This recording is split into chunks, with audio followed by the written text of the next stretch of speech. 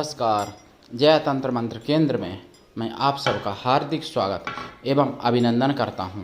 मेरे प्रिय भाई बहनों, आज मैं आपके लिए फिर लाया हूं YouTube पर पहली बार पुष्मिका अप्सरा की साधना। पुष्मिका अप्सरा, जिनका आपको नाम मिल जाएगा गणेश पुराण में। पुष्पिका रानी थी, राजा बरड़े की पत्नी। तो पुष्मिका अप्सरा की साधना जानने के लिए आपको हमारा वीडियो अंत तक देखना पड़ेगा। यदि आपने हमारा चैनल अभी तक सब्सक्राइब नहीं किया है तो तुरंत लाल वाली बटन दबाओ और घंटी बजा दो। आप हमारे चैनल के सब्सक्राइबर बन जाओगे। कोई शुल्क एवं चार्ज नहीं कटेगा। आप हमारे वीडियो को फेसबुक पर, व्हाट्सएप पर, ट्विटर अकाउंट के माध्यम से और इंस्टाग्राम पर अधिक से अधिक शेयर करें। लाइक और कमेंट करना भी आपका धर्म है। दुनिया में जिसका कोई नहीं, मैं उसका हूँ। अगर आपको अपनों ने धोखा दिया है, यदि आपको परायों ने धोखा दिया है, तो आप एक बार मुझे अवश्य आजमाएं। हमारा मोबाइल नंबर है 9305 63 71 73। बात करने का टाइम भारतीय समय के अनुसार दिन में दोपहर 12 बजे से 2 बजे के बीच का है। इमरजेंसी में या कोई पर्व पर नंबर नहीं खुलता है, वैसे नंबर डेली खुलता है। अगर आप सनातनी हैं, अगर आप मानवतावादी हैं, हमारे संगठन से अवश्य जुड़ें। हम आपको पदाधिकारी भी बनाऊंगा अगर आप में योग्यता हुई तो। मेरा संगठन कृष्णा दल, मैं राष्ट्रीय अध्यक्ष कृष्णा दल आप सबसे निवेदन करता हूं।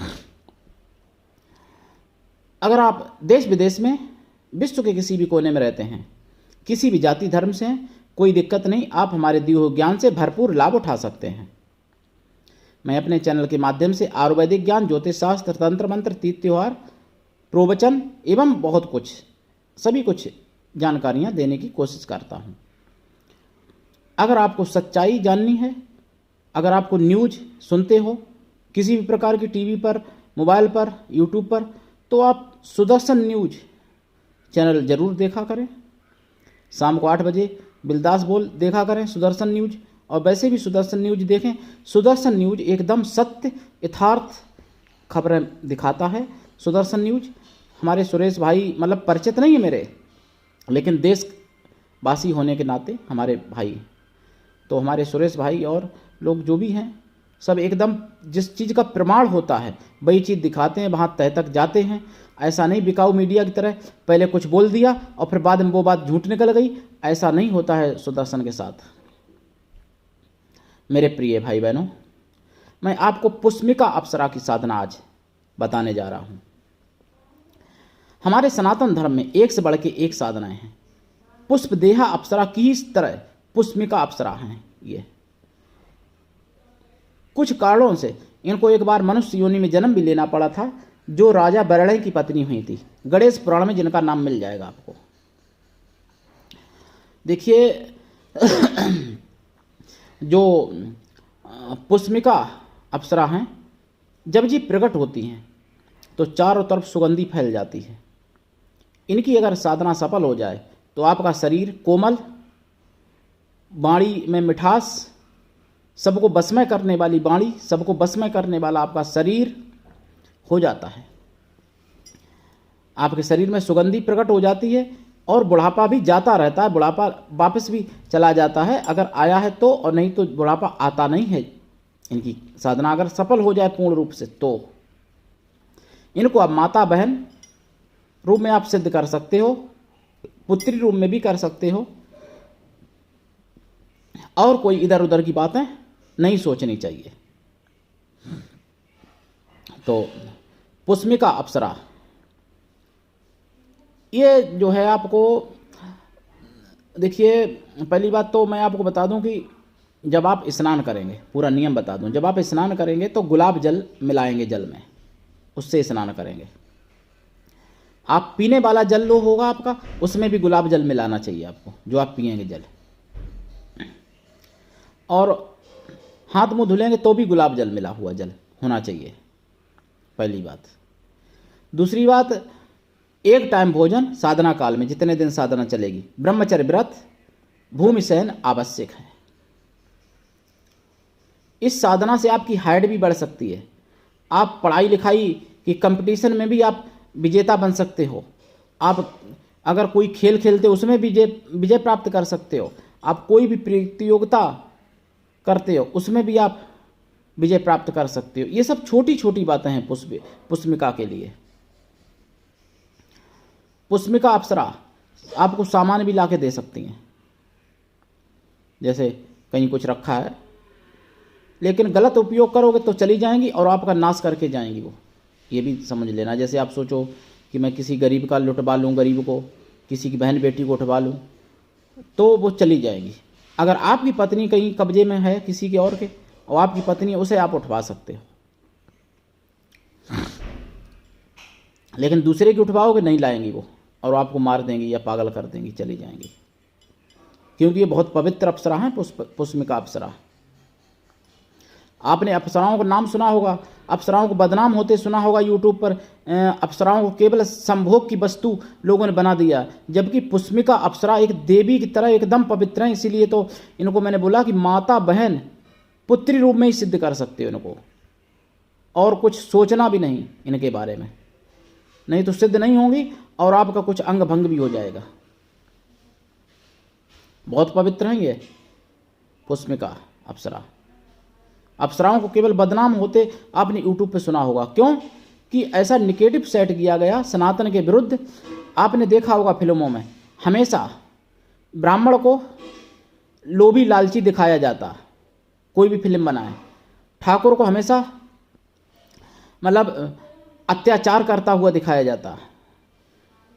वैश्य को हमेशा यानी कंजूस और मतलब कहना चाहिए डांडी मारते हुए, या जैसे घटतौला वगैरह इस तरीके से घटतौली करते हुए दिखाया जाता। शूद्र को अपराधी के रूप में दिखाया जाता। ये क्या है? केवल जाति पात में लड़ाने का नुक्सा और सनातन को तोड़ने का नुक्सा। और अगर किसी ईमानदार को दिखाया जाता है तो किसी दूसरे धर्म वाले को दिखाया जाता है, चाहे वो चादर हो चाहे वो फादर हो फिल्मों में। जबकि मैं सत्य बता दूं कि देखिए, सत्य मैं बता दूं कि ठाकुर अगर ना होते तो आज हम आप हिंदू नहीं होते। 5 वक्त या तो कहीं चिल्लाते होते या फिर कहीं हलेलुया हलेलुया करते होते। अगर ठाकुर ना होते, छत्री ना होते तो। छत्रियों ने प्राण दिए हैं हमारे देश के लिए, हमारे लिए। और जैसे आपने सुना होगा कि छत्री कोड़ा मारते थे, ये सब नवाब काम करते थे। ऐसा कोई छत्री 1-2 हो जाए बात अलग है भाई। देखो 1-2 तो आपके परिवार में भी खराब हो सकते हैं, हमारे में भी हो सकते हैं। तो 1-2 अगर कोई ऐसा हो जाए तो वो तो, लेकिन विशेष किसी जाति को, किसी धर्म को विशेष करके टारगेट करना, ये एकदम सनातन को तोड़ने की बात है। ये केवल विदेशों से मोटी रकम लेके तब ऐसी फिल्में बनाते हैं ऐसे लोग। तो भाई अप्सराओं के प्रति निगेटिव सेट किया गया, देवराज इंद्र के प्रति इतना निगेटिव सेट किया गया, जो हमारे बड़े बड़े देवता थे। जबकि वेदों को आप उठा के देख लीजिए, चारों वेदों में इंद्र की महिमा ही भरी पड़ी है। चारों वेदों में इंद्र की स्तुति की गई है। इंद्र देवताओं के राजा ऐसे ही थोड़ी बन जाते, लेकिन उनको इतना ज़्यादा बदनाम किया, इतना ज़्यादा वो दिखा दिया, नेगेटिव सेट कर दिया। जो सनातन धर्म में जो बड़े बड़े जो देवता जितने ज़्यादा महत्वपूर्ण थे, उतने ही ज़्यादा उन पर कुठाराघात किया गया। भगवान कृष्ण को ही देख लो, इंद्र को देख लो, और भी बहुत से ऐसे देवी देवता, मैं क्या बताऊं। तो देखिए, इस चीज़ से आपको बाहर आना पड़ेगा, आपको समझना पड़ेगा, आपको दिमाग लगाना पड़ेगा। लेकिन दिमाग लगाते नहीं सनातनी, बहुत बड़े रोगी हैं इस चीज़ के कि दिमाग नहीं लगाते खुद। जैसा जिसने दिखाया सोच लिया। क्या सभी ब्राह्मण गलत होते हैं? क्या सभी ठाकुर गलत होते हैं? क्या सभी बनिए गलत होते हैं? क्या सभी शूद्र अपराधी होते हैं? ऐसा तो नहीं। अगर ऐसा होता तो हमारे सूत जी, जिनको 18 पुराण, 6 शास्त्र, 4 वेद याद थे, सूत जी जिन्होंने 88,000 ऋषियों को सुनाया है अपना, और वाल्मीकि जी, सुपच महाराज जिनको भगवान कृष्ण ने बुलवाया था धर्मराज के यहाँ राजसी यज्ञ में, और ऐसे कई एक वैश्य भी हुए हैं। और क्षत्रिय और ब्राह्मणों की तो कोई गिनती नहीं है भला करने के लिए। जितने लोग क्षत्रिय और वैश्य और ब्राह्मण लोग, इनकी कोई गिनती नहीं है। और हमारे शूद्रों में भी देखिए व्यास जी जिन्होंने 18 पुराण रचे, और उनकी माता कौन है? सत्यवती। सत्यवती वैसे मत्स्य कन्या, वैसे वो अलग विषय, लेकिन वैसे पुत्री किसकी हैं? एक निषाद की हैं। भगवान राम किससे मिलते हैं? निषाद राज से। भगवान राम किसके जूठे बेर खाते हैं? एक सबरी भीलनी के। लेकिन भगवान राम को भी कुछ जो है सुअर की विष्ठा में रहने वाले कीड़ों ने भगवान राम के प्रति भी दोष निकाले, भगवान कृष्ण के प्रति भी दोष निकाले। वो मनुष्य नहीं है, वो सुअर भी नहीं है, वो कुत्ते भी नहीं है, वो सुअर की विष्ठा में रहने वाले कीड़े हैं कुछ। तो ऐसे कीड़ों से सावधान रहना है, और ऐसे कीड़ों को मसल देना है पैर की मतलब एड़ी से, ताकि और कीड़े ना हो पाएं।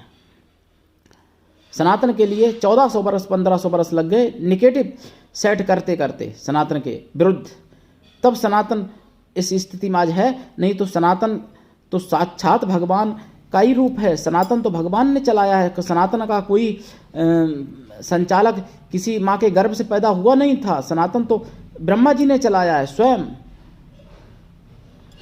कोई ऐसा नहीं है। और जो मजहब चले हैं, कोई 2500 बरस पुराना, कोई 2000 बरस पुराना, कोई 1500 बरस पुराना, और कोई अभी हो सकता है 150 साल पुराना हो मजहब। ऐसे भी बहुत से मजहब हैं जो तथाकथित हिंदुमय हो गए हैं। नाम उनका हिंदू है, लेकिन वो मानते नहीं हैं हिंदू धर्म को। कुछ मजहब ऐसे भी हैं जो कि 10-20 साल पुराने भी हो सकते हैं। ऐसे भी मजहब बन गए हिंदू धर्म में, तो पंथ या मजहब। तो देखिए, सनातन धर्म हमारा आदिकाल से पुष्पिका अप्सरा की साधना मैं आपको बता दूं। ये सब चीज़ें मैं बताना जरूरी समझता हूं जो सनातन के बारे में बोलता हूं। जो सनातन के विरोधी हैं उनको मेरी बातें एकदम बकवास लग सकती हैं, लगने दो। जो सनातन के विरोधी हैं उनको तो पेट में दर्द होने दो, होना भी चाहिए। और मैं तो कई बार बोला कि सनातन के जो विरोधी हैं, जो सनातन को मिटाना चाहते हैं, ऐसे लोगों को भगवान अटैक लाए और वो हॉस्पिटलाइज हो जाएं, और उन पर पेन किलर भी काम ना करे, देश विदेश की दवाएं खाते रहें, और एक दिन उनका राम राम सत्य हो जाना चाहिए। तो पुष्पिका अप्सरा की साधना कैसे करें? पूर्व या उत्तर दिशा की तरफ मुख करके बैठें, लाल या सफ़ेद या पीले आसन पर, रुद्राक्ष की माला से या स्फटिक की माला से या मोती की माला या सफ़ेद चंदन या लाल चंदन या सफ़ेद हकीक या लाल हकीक माला से जाप करें। 125 लाख कम से कम जाप का दशांश हवन करें, हवन का दशांश तर्पण करें, तर्पण का दशांश मार्जन करें, मार्जन का दशांश ब्राह्मण पवित्र पतिव्रता स्त्रियों को भोजन करा दें, या ब्राह्मण पवित्र कन्याओं को भोजन करा दें। कन्या या स्त्री किसी भी जाति वर्ण की ली जा सकती है, लेकिन पवित्र हो, शुद्ध शाकाहारी हो, फायदा होगा। पुष्पिका अप्सरा की साधना से आपके शरीर में दुर्गंध खत्म हो जाती है, सुगंध आने लगती है, ऐसा भी वर्णन है। मतलब पुस्तकों में नष्ट कर दिया गया, मुगलिया शासन में नष्ट हो गई दुर्भाग्यवश, लेकिन मैं आपको दे रहा हूँ ऐसी साधनाएं। करिए दीक्षा लेके। आपने इतनी साधनाएं देखी, प्रैक्टिकल तो करके देखिए मेरी साधना को। मैं झूठ तो नहीं बोल रहा हूँ। कभी कभार कुछ लोग कमेंट कर देते हैं, कहीं फ्राडिया बाबाओं से दूर रहो, कहीं कुछ ये कह देते हैं, लेकिन ये कोई नहीं कहता कि फ्राडिया चादर से या फ्राडिया फादर से दूर रहो। ये नहीं उनको कहने की हिम्मत है, उनके ये कहने की उनके बाप में नहीं ताकत है कि चादर फादर के प्रति बोल दें। जबकि आपने ये बाबा तो कह देते हो, लेकिन कई ऐसे बाबा पकड़े गए, कई ऐसे लोगों का जो है पर्दाफाश किया गया जो भगवा पहने थे, जिन्होंने नाम फर्जी हिंदू बताया, और जब वो उनका आधार कार्ड चेक हुआ, जब उनकी पकड़े गए तो वो दूसरे धर्म के निकले। तो हिंदू बाबाओं को बदनाम करने के लिए ऐसे भी लोग आते हैं, लेकिन ये हिंदू पागल नहीं समझ पाते हैं। मैं क्या बताऊं, ऐसे लोगों को पागल ही तो कहूँगा, और मैं क्या आपको प्रोफेसर कह दूं, PhD कराने वाले, या कुलपति कह दूं आपको? बताइए प्रिय भाई बहनों, जो अगर नहीं समझ पाते हो इस चाल को। हम भी अगर नहीं समझ पाते तो हमको भी तो आप पागल ही कहोगे कि भाई पागल बन गए। कहते नहीं लोग, मुझे पागल बनाया उसने, तो पागल बन जाते हैं कुछ। तो पुष्पिका अप्सरा की साधना अगर आपको सफल हो जाती है तो ऐसा कोई नहीं। अच्छा, दूसरी बात, ये अगले जन्म में भी साथ निभाती हैं, इसी जन्म तक सीमित नहीं रहती हैं पुष्पिका अप्सरा, ये भी बता दूं। और आपके सारे कष्टों को दूर कर सकती हैं। आप कर लीजिए साधना, पुष्पिका अप्सरा की साधना। इनका मंत्र, कई मंत्र हैं, मैं कितने मंत्र आपको बताऊं, इसलिए दीक्षा लेके कर लेना साधना। बिना दीक्षा के कभी साधना सफल होती नहीं है। आज के लिए इतना ही, धन्यवाद। जय श्री राम।